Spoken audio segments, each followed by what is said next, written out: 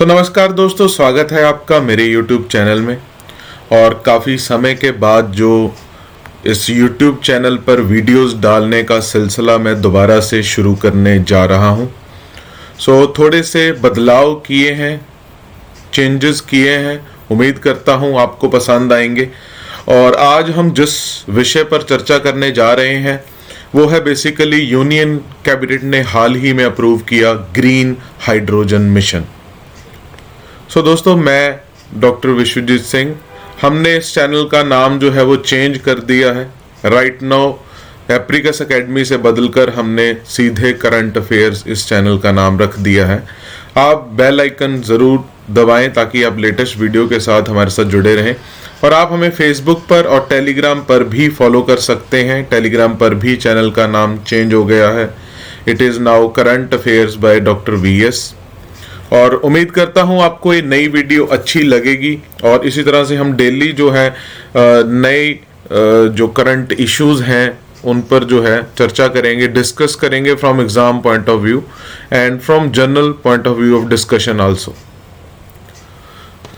हाल ही में government of India ने फॉर्मली अप्रूव कर दिया है नेशनल ग्रीन हाइड्रोजन मिशन। और इसका जो मेन एम है वो ये है कि भारत को एक ग्लोबल हब बनाना है for the production of green hydrogen. कि ग्रीन हाइड्रोजन के मामले में हमें जो है भारत को एक नंबर 1 प्रोडक्शन हब बनाना है। तो अभी वेडनेसडे को ही 19,744 करोड़ का जो है एक बजट यूनियन कैबिनेट के द्वारा इस मिशन के लिए रखा गया है ताकि ग्रीन हाइड्रोजन की अपॉर्चुनिटीज और इनके डेरिवेटिव्स का जो है उनको एक नई दिशा दी जा सके। इसके अलावा इसका एम ये भी है एनर्जी सेक्टर में डीकार्बनाइजेशन को प्रमोट करना ताकि कार्बन एमिशन जो है हम उनको कम से कम कर सकें। मोबिलिटी एप्लीकेशंस वेहिकुलर में इसको यूज किया जाना। देन जो अल्टीमेट एम है हमारा कि जैसे हमारे पास खुद के फॉसिल फ्यूल्स नहीं है, so we want to lower the dependence on imported fossil fuels.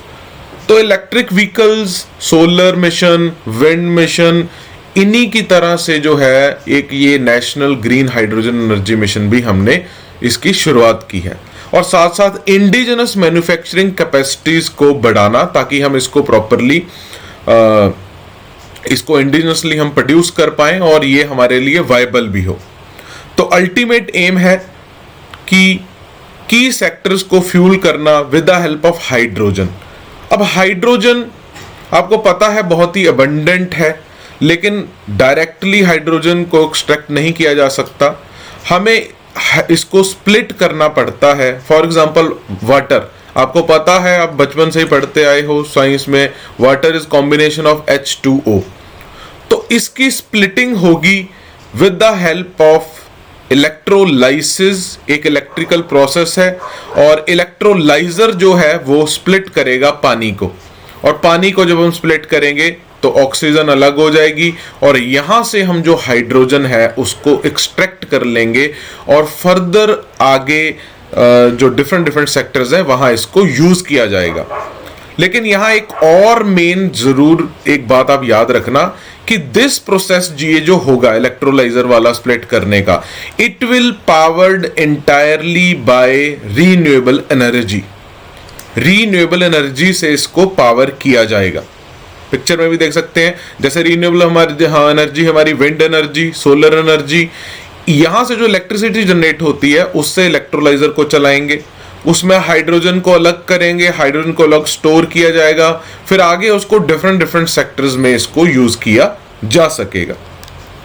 Hydrogen जैसा कि अभी आपको बताया, it is the most common element that exist in nature, लेकिन it exist in combination with other elements also. अकेली hydrogen exist नहीं करती है, किसी के साथ कॉम्बिनेशन में होती है। जैसे पानी, सबसे कॉमन पानी, ठीक है। और सबसे इंपॉर्टेंट बात कि हाइड्रोजन एक क्लीन मॉलिक्यूल है, it is a very clean molecule, but the process of extracting hydrogen is very energy intensive.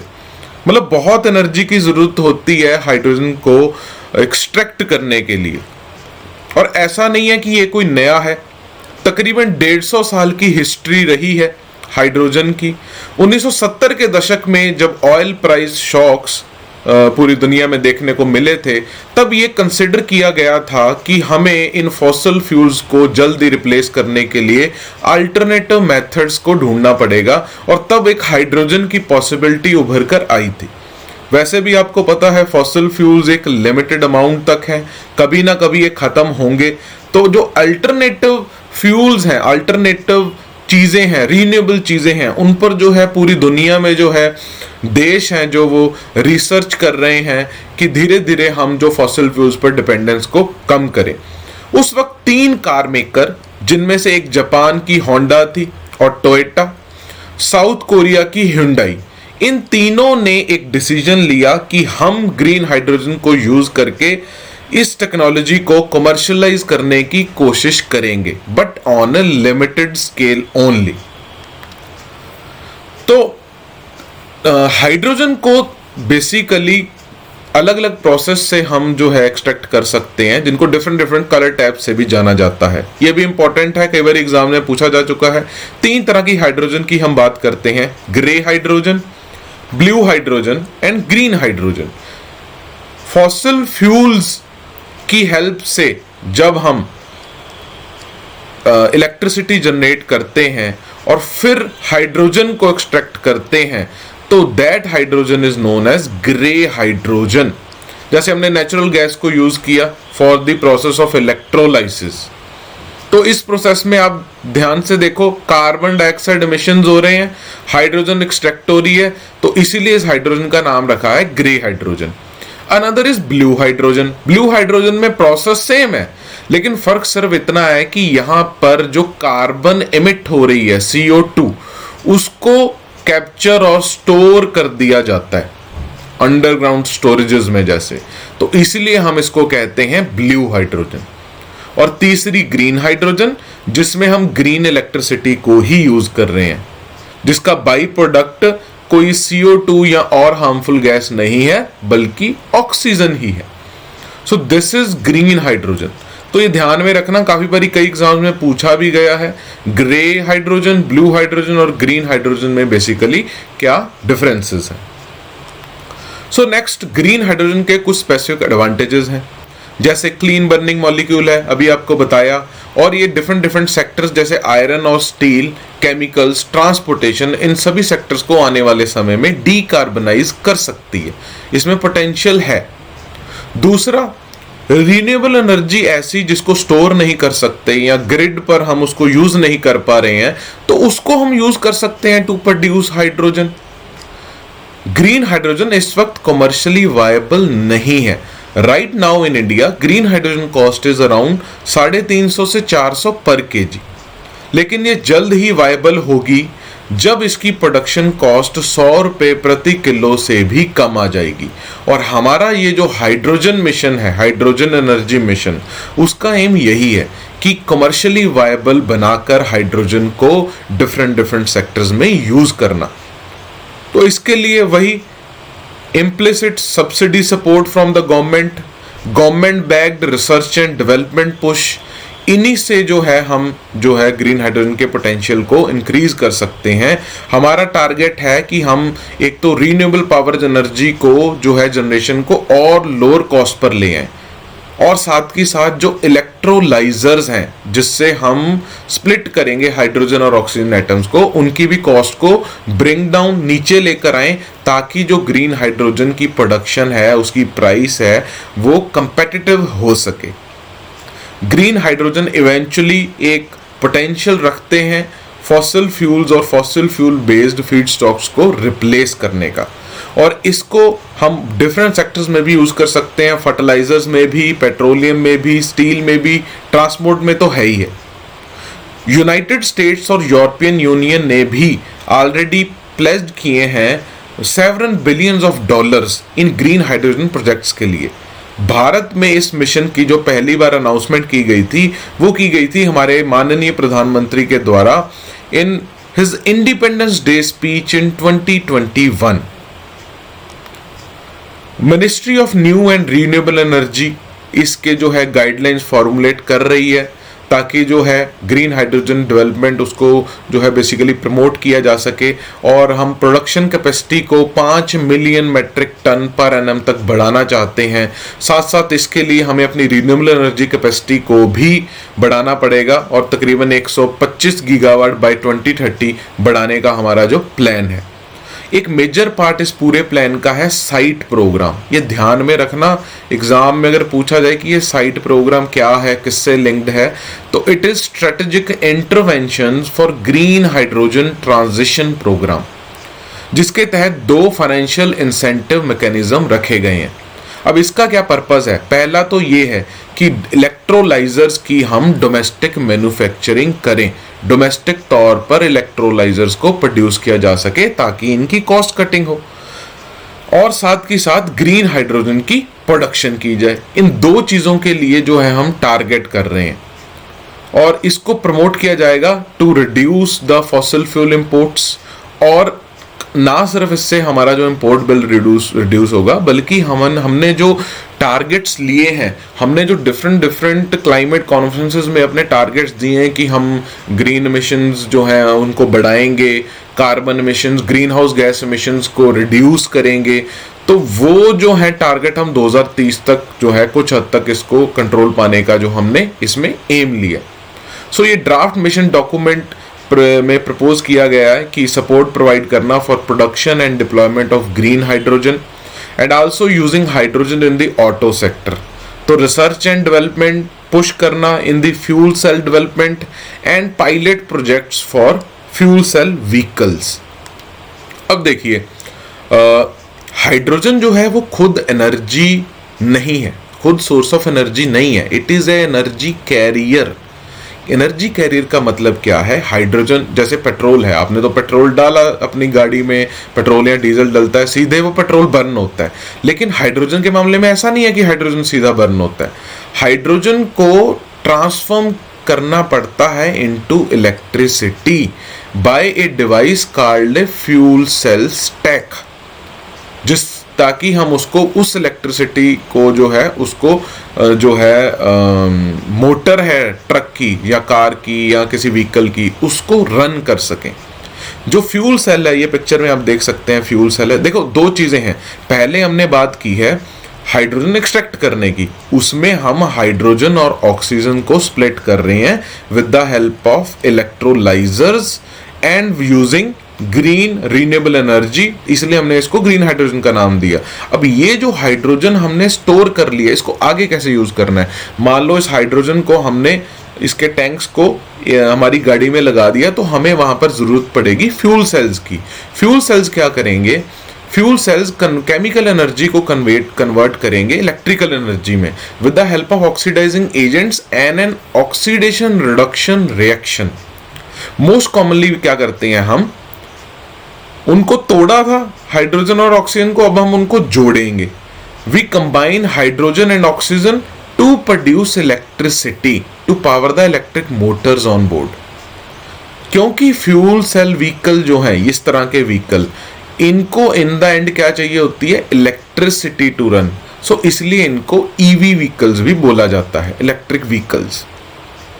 ठीक है, अब देखिए फ्यूल टैंक में क्या होता है। हर एक फ्यूल सेल में हाइड्रोजन को एक्सट्रैक्ट किया जाता है फ्रॉम ए टैंक। हाइड्रोजन को हमने निकाल लिया, फिर उसको एक कैटालिस्ट के साथ रिएक्ट कराया, usually that is made from platinum. अब हाइड्रोजन जैसे ही उस कैटालिस्ट के थ्रू पास आउट होता है, तो it is stripped off its electrons, जिसके कारण जो है it is forced to move around the external circuit, और एक इलेक्ट्रिकल करंट जो है वो प्रोड्यूस होता है। अब इस करंट को यूज करेंगे इलेक्ट्रिक मोटर को पावर करने के लिए। और हमारा बायो प्रोडक्ट क्या होगा? देखो हाइड्रोजन यूज कर ली, ऑक्सीजन के साथ कंबाइन कर लिया, ठीक है, तो बाई प्रोडक्ट हमारा सिर्फ और सिर्फ वाटर वेपर ही निकलेगा।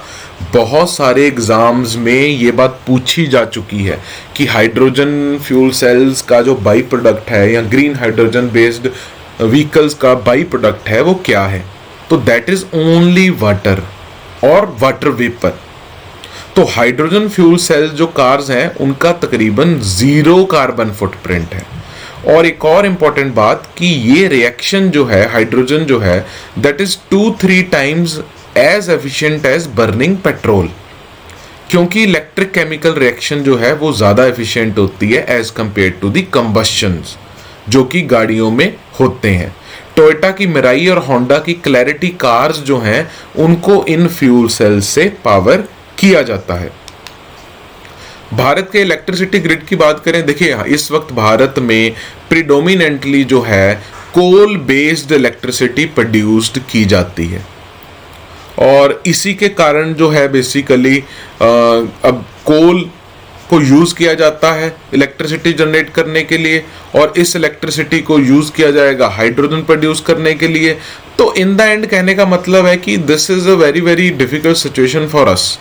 क्यों? क्योंकि हम जो है कोल पर ज़्यादा डिपेंडेंट है। हम green hydrogen mission green hydrogen पर इसीलिए फोकस कर रहे हैं ताकि हम रीन्यूएबल एनर्जी से इसको यूज़ कर सकें। अब देखिए बहुत सारी कंट्रीज़ हैं जो इलेक्ट्रिक व्हीकल्स को पुश कर रही हैं, प्रमोट कर रही हैं, ठीक है, इलेक्ट्रिसिटी रीन्यूएबल एनर्जी सोर्सेज से जनरेट कर रही हैं। जैसे नॉर्वे का एग्जांपल लीजिए, नॉर्वे में 99% जो पावर है इलेक्ट्रिसिटी है वो हाइड्रो इलेक्ट्रिक पावर से ही जनरेट की जा रही है। और अगर हाइड्रोजन व्हीकल्स जो हैं वो इफेक्टिव हो सकते हैं in the long haul trucking and other hard to electrify sectors, जैसे शिपिंग में इनको यूज़ किया जा सकता है, एयर ट्रेवल में यूज़ किया जा सकता है। क्यों? क्योंकि देखिए बड़ी बड़ी बैटरियां रखना इन क्षेत्रों में दैट इज़ नॉट प्रोडक्टिव, और ख़ासकर भारत में जहाँ पर बेसिकली जो हमारी जो सारी की सारी इलेक्ट्रिसिटी है वो कोल से आ रही है। तो यहाँ पर हम इन बैटरीज को इलेक्ट्रिक चीज़ों को यूज़ करने के बजाय हम किसको यूज़ करें? हाइड्रोजन को, ग्रीन हाइड्रोजन को। आल्सो पिछले 10 साल में हमने एक अच्छी जनरेशन कैपेसिटी ऐड की है हमारे रीन्यूएबल एनर्जी सोर्सेज में, जैसे सोलर और विंड में। तो हम इनको नॉन पीक आवर्स में, मतलब जब अब ज़रूरत नहीं है इतनी बिजली की, तो हम इन रीन्यूएबल सोर्सेज से जो बिजली जनरेट हो रही है उसको हम यूज़ कर सकते हैं, डाइवर्ट कर सकते हैं for the production of green hydrogen. और ना सिर्फ ऑटो सेक्टर में बल्कि पेट्रोलियम, रिफाइनिंग एंड स्टील में भी ग्रीन हाइड्रोजन को कल को यूज़ करने की जो है कोशिश की जाएगी इस मिशन के अंडर। एग्जाम्पल्स बहुत सारे हैं। 2022 पिछले साल अप्रैल 2022 में ऑयल इंडिया लिमिटेड ने भारत का पहला 99.99% प्योर ग्रीन हाइड्रोजन प्लांट लगाया था जोरहट में, असम में। ठीक है, एग्जाम पॉइंट ऑफ व्यू में भी पूछा भी गया था कुछ एग्जाम्स में। और एक और मिशन के अंतर्गत स्टील सेक्टर को स्टेक होल्डर बनाना है ग्रीन हाइड्रोजन में। ये फिजिबिलिटी देखी जा रही है कि ग्रीन हाइड्रोजन को यूज़ किया जा सके in direct reduced iron production, ठीक है, ताकि जो है स्टील सेक्टर में इसको यूज़ किया जा सके।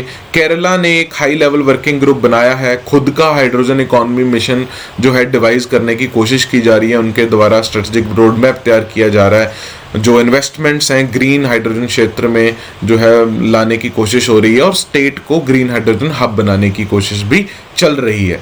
वहीं दूसरी तरफ इंडियन ऑयल कॉरपोरेशन के रिसर्च एंड डेवलपमेंट सेंटर और टाटा ने दोनों ने मिलकर जो है basically hydrogen fuel cell buses का ट्रायल भी कराया है। और आपको याद होगा लास्ट ईयर हमने पहली हाइड्रोजन फ्यूल सेल बस का भी जो है शुरुआत किया था, उसको फ्लैग ऑफ किया था। इसके अलावा कंपनीज जैसे Reliance, Adani, JSW energy, Acme solar, ये भी ग्रीन हाइड्रोजन की पोटेंशियल जो है उसको टैप करने की कोशिश कर रहे हैं। इसके अलावा अदानी ने जो है जून में अनाउंस किया था कि वो फ्रांस के टोटल एनर्जीज कंपनीज के साथ दुनिया का लार्जेस्ट हाइड्रोजन इकोसिस्टम बनाने की जो है कोशिश करेंगे। इसके अलावा US बेस्ड ओमियम इंटरनेशनल ने भी भारत का पहला ग्रीन हाइड्रोजन फैक्ट्री को कमीशन किया है इन कर्नाटका। तो ये कुछ इनिशिएटिव्स हैं जो डिफरेंट जो हैं कंपनीज हैं, कंट्रीज हैं, वो ले रही हैं ताकि हम ग्रीन हाइड्रोजन को फिजिबल बना सकें और इसको हम as a clean energy source use कर सकें। सो दोस्तों ये थी आज की video that is about green hydrogen mission. और अगर आपको हमारी वीडियो अच्छी लगी हो तो लाइक और कमेंट करना मत भूलेगा और बेल आइकन ज़रूर दबाना। हम कोशिश करेंगे कि डेली जो है आपके लिए एक वीडियो जो है वो बनाई जा सके और एक ये दोबारा से रिवाइवल अटेम्प्ट है इस चैनल को दोबारा से शुरू करने का। सो आपको अगर हमारी वीडियोस पसंद आई हों या कोई आप सजेशंस हों तो आप डायरेक्टली कमेंट सेक्शन में या पर्सनली मुझे मैसेज भी कर सकते हैं। तो दोस्तों आज के लिए इतना ही, धन्यवाद। फिर मिलेंगे एक नई वीडियो के साथ। धन्यवाद।